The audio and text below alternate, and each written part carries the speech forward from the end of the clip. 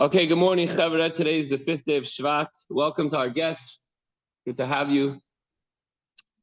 We are beginning chapter 20 in Tanya. We're on page 98 in the Chayenu. Welcome to join us inside. Today's Hayom Yom actually very important. Hayom Yom says that we should always be saying words of Tehillim, Steve, and words of Torah constantly and verbally as much as we possibly can. Okay, so overview of chapter 20. The next series of chapters will explain how all of Torah mitzvahs are linked and hinged on the core belief in the oneness of Hashem and the first of the two commandments. With this understanding, one will be able to reach and touch the essential bond of connection to Hashem, including, as we've been discussing, Avas Hashem, Yiras Hashem, love and awe through performance of the mitzvahs, all the mitzvahs.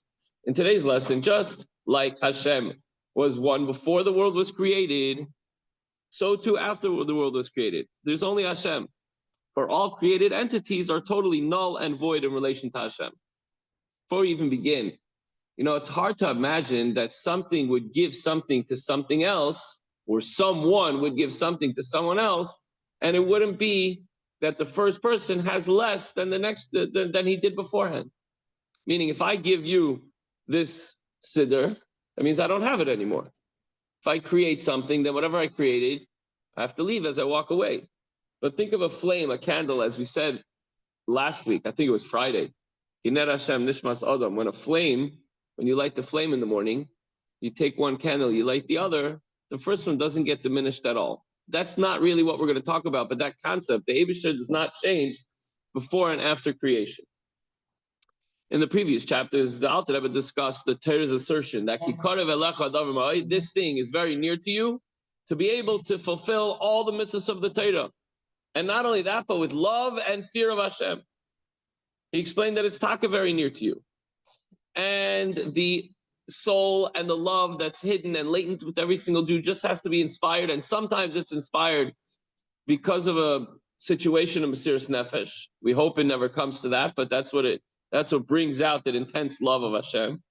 But that very same power of Mesiras Nefesh also enables a Jew to hold back from doing any Averos, and should certainly encourage and inspire one, if you're already staying away from negative prohibitions, and you say, you know what? I don't want to just refrain from doing something, sur meirah, but asay tov, to go out of my way to make sure I accomplish every single mitzvah, not just that comes my way, but I'll go out of my way to fulfill every possible mitzvah in the Torah. Good? Okay, Perek Chaf, chapter 20. It's well known that the positive mitzvah to believe in Hashem's unity and the Aveira concerning idolatry, which form the two commandments of the first two, Shehein Shnei Divrei Sarishonos, Anochi, I am one God, V'lo yeh lecha, and you shouldn't make any other gods. Hein Klolos Kol HaTorah Kula. These two comprise of the whole Torah. Ki dibur anochi kol kol machmitzvos. I say, v'lo yeh lecha kol shasam mitzvos leisasei. The commandment of I am Hashem Anochi contains all the 248 positive mitzvahs, while the commandment of Lo yeh lecha, you should not have any other gods, contains all the 365 prohibitive commandments. V'lachein shomanu Anochi v'lo yeh lecha levad mipi hagvura k'mamra b'seinu zechrein levracha mepnei shehem klalos haTorah kula. And since they include all the other mitzvahs, that is why we heard only these two commandments, I am Hashem, and you shall have no other God, directly from Hashem. Okay, we can talk about other reasons, but not for now. While the other 8 commandments were transmitted by Moshe. A minor detail that we couldn't really handle, even those two, but not for now. As our Chachamim have taught us that they are the sum total of the entire Torah kula. So we actually heard the entire Torah from Hashem himself. And all the commandments. Remember we were talking about how, Steve, the neshama wants to go and leave the body? And only the nefesh, Abahamis, pulls it back down because it has to stay in this world. It has to fight the fight to be able to do the mitzvahs, what it's supposed to do, like that mission in this world. But just like the flickering flame wants to go up, so when the Bnei Yisrael, and in essence the entire world, heard the first two of the Aseret Divrei, so what happened? Their neshamas taka went up, like the flame of the left the candle. The way we translate it is that everybody fainted. That's the easy way to translate. Oh, we have fainted. It was too powerful for us. But actually, what happened is our neshamas went back up. That's the way. It was so godly that all the neshamas wanted to do was reconnect to their source. What does that mean? What does that mean if the soul leaves the body? Gone. It wasn't faint. It was gone. Okay, it's not that big of a deal for God to just put it right back in. So that's what happened. And he. Another view. Yeah, exactly. When they went into the Kodesh HaKadoshim, their souls, they expired because their neshamas wanted to return to Hashem. However, we have to understand this a little bit further. Why should all the positive mitzvahs be considered an affirmation of Hashem's unity? How does that stem? We have to understand this idea. And why all the prohibitions come from this leisase of don't make any other gods, no idol worship. So we're going to get into this, and Alter Rebbe is going to explain in detail. To expand on this idea,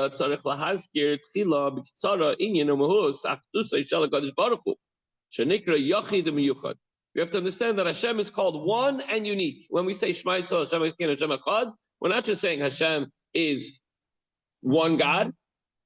We're saying Hashem is one with everything.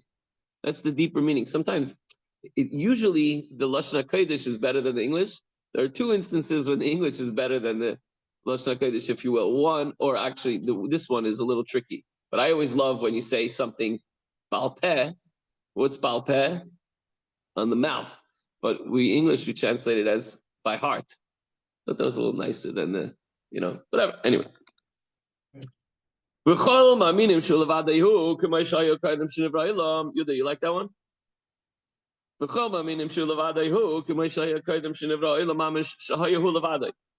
All believe that Hashem is one alone. Now, after creation, exactly as he was before the world was created, obviously that's a little bit of a more difficult concept, that Hashem is exactly the way he was before he created the world. How could that be? He's involved in the world, he had to contract himself. The pasuk says, and we say this in davening, you are Hashem, he who was before the world was created, and you are the same God since the world was created. So when we discuss this pasuk, it simply could have said, you were before the world was created, instead of you are he who was before the world was created. Why this whole tongue twister? Perush hu mamish belishum shinoi kedichsiv ani havaya lo shanisi. Why does it say you are he who? You are he means you are exactly the same he, quote unquote, before and after creation without any change.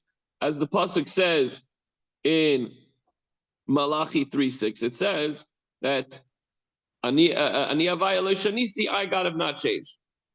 So since God is one alone, despite the presence of all the creations of Hashem, including the malachim in heaven, all those are creations of Hashem, still there's only Hashem. And the Alter Rebbe goes on to explain, he says, Ki oilam hazeh v'chein kol oilam ha'yisrael yonim, einam poyalim shum shinoi b'achdusa yisbarech, v'yirbam me'ayin liyesh.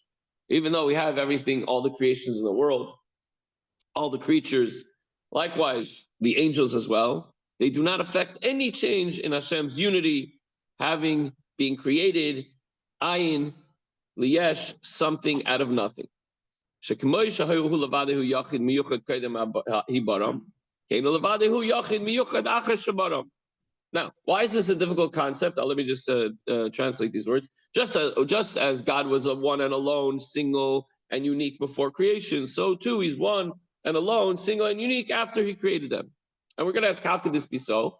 And don't forget, there's no rational possibility of us being able to fully understand this, because we're a human intellect that's very limited, and God is limitless and infinite. And we're not, maybe we'll scratch the surface of, okay, so there is an explanation, but we're going to just talk about the concept and maybe not fully understand it. So how can this be so? What about all the creatures that didn't exist beforehand? Spiritual and physical, and all the animals and all the birds and all the, and everything, the grass and the trees, v'chulu v'chulu. That's because everything is nothing besides Hashem. Nothing really exists besides Hashem. Hashem is the only true real existence. Do you get that? I don't, but that's what it says here. So I take the Alter Rebbe's word for it. What follows is a lengthy. Why don't we feel that that's true? Because you can pinch yourself and you feel real. We feel like we exist. And they were saying that nothing really exists. It's even though we feel like we exist and we do exist, but it's not real existence compared to HaKadosh Baruch Hu. Again, whatever that means. What follows is a lengthy exposition of this concept. We're going to get into it more tomorrow. Just to finish off here. For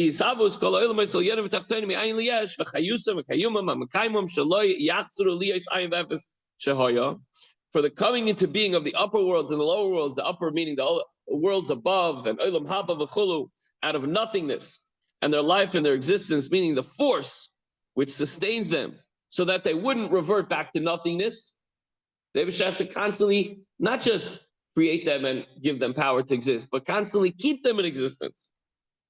Unlike other craftsmen, a silversmith takes silver, or metal, Moshe, you take the metals downstairs, right? You shape it in a certain way, you carve it out. Moshe is a mechanical engineer. I don't know exactly what he does, but he creates little tiny mechanical parts, right? They come to you as a piece of metal. Once you reshape them and redesign them, you walk away. You don't have to constantly sustain them. With the Eibishter, it's very different.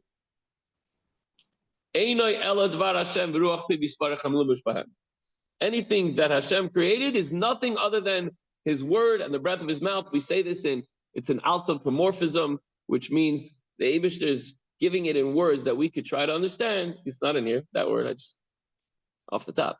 The reason why these words are used is so that we can have a relationship to try to understand, at least on a superficial level, what it means that Hashem is constantly creating the world. So it says, the word of Hashem, Ruach Piv, Hashem doesn't have a mouth, Hashem doesn't speak, Hashem doesn't breathe, Hashem doesn't blow out. But for our purposes, He uses these words, the breath of His mouth, that is clothed in these worlds.